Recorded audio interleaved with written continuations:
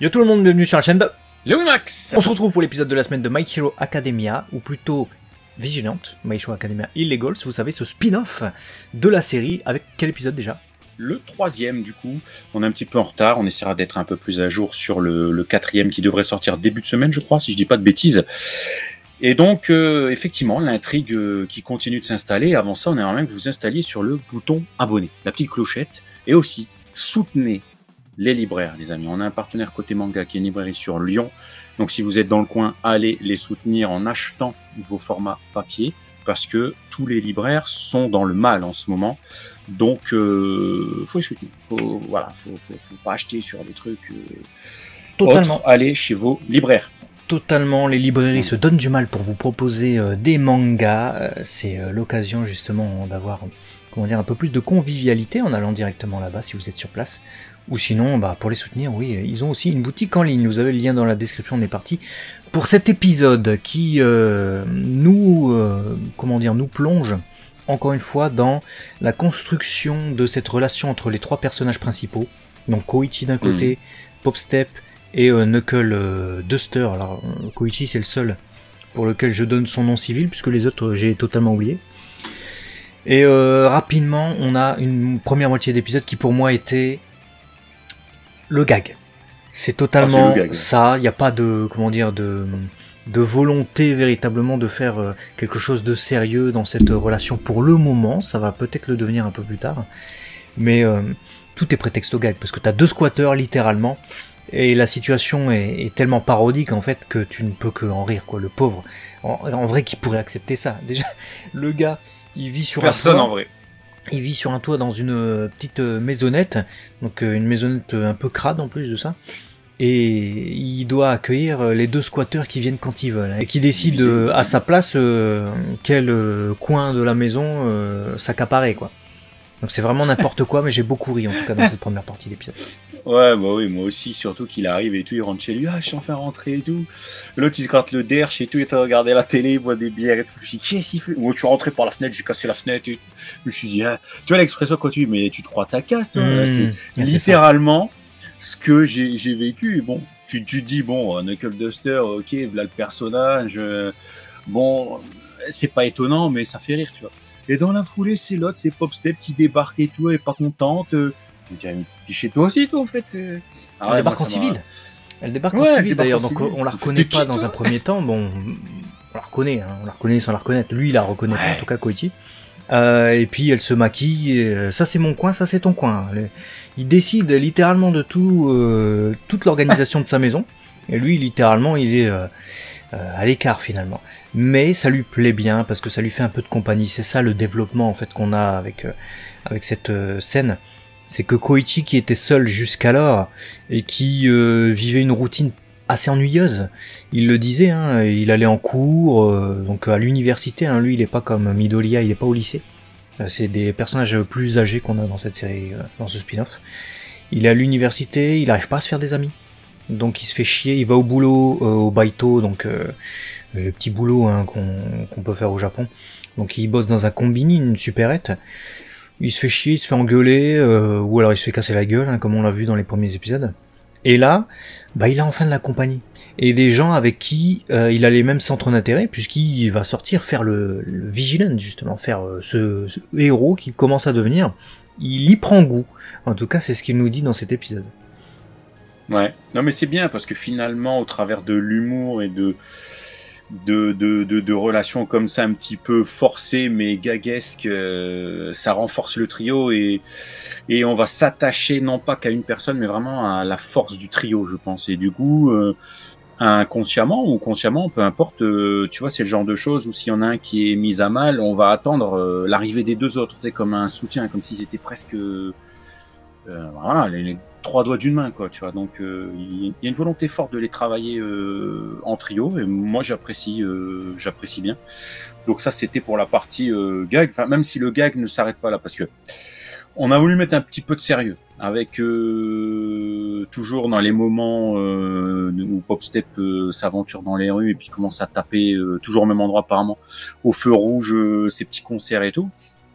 Bon, là j'ai pensé à toi premièrement parce que j'ai revu les deux autres là, les Joyeux Lurons, parodie de Wolverine et de Cyclope. Je sais plus comment il s'appelle. Ouais, Cyclope là.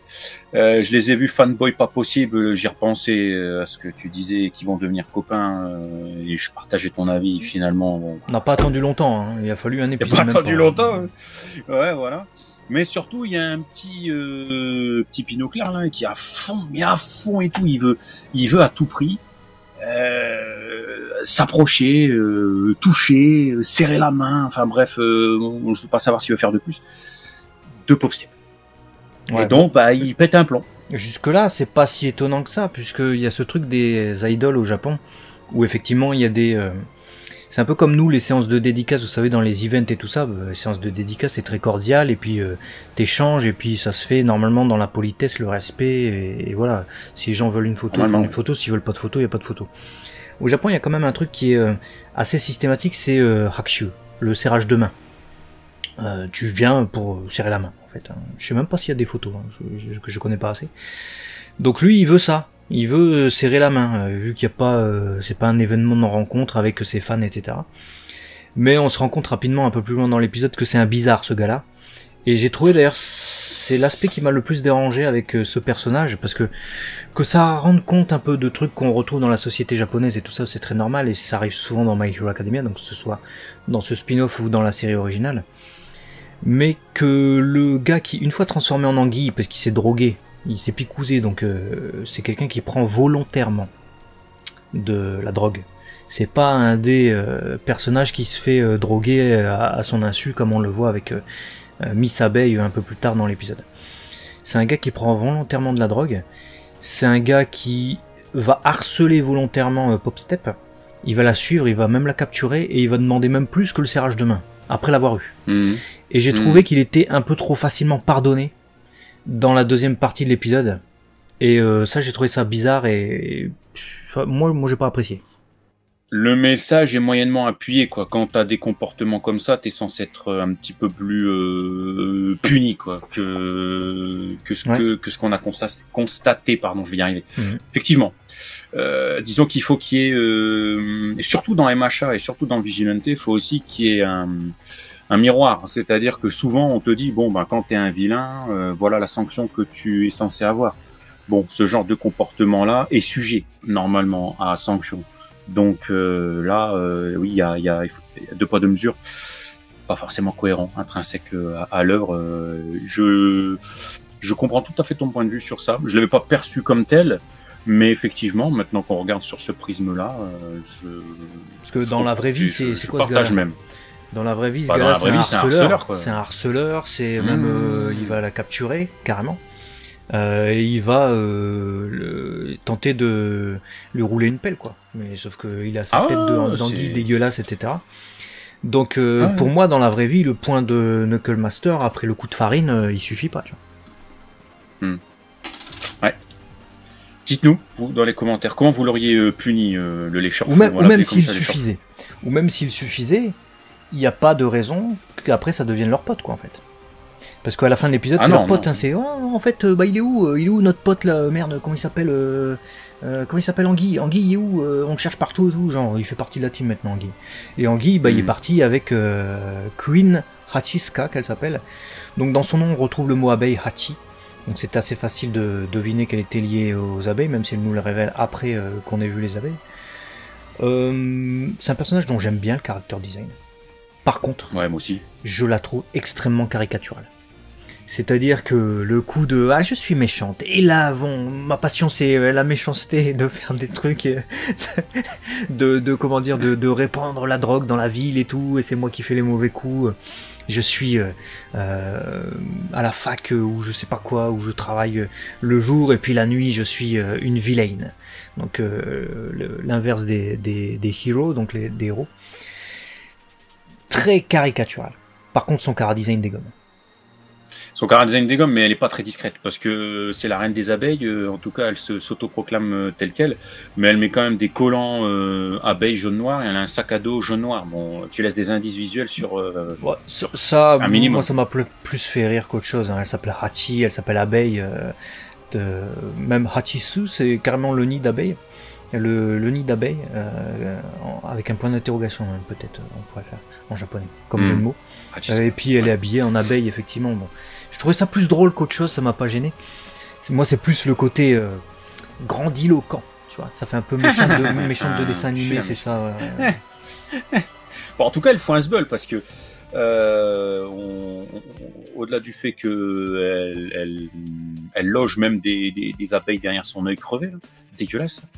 Bon, elle les envoie picouser des quartiers entiers ou des centres commerciaux et tout le monde se transforme.